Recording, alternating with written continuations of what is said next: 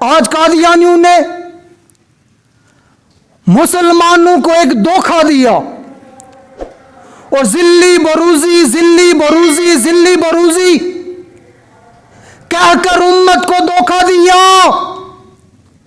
और कुरान के बाद जिल्ली बरूजी कुरान कोई नहीं, उम्मत के बाद जिल्ली बरूजी उम्मत कोई नहीं, काबा के बाद जिल्ली बरूजी किबला कोई नहीं, फिर आपके बाद जिल्ली बरूजी नबी कैसे हो सकता है?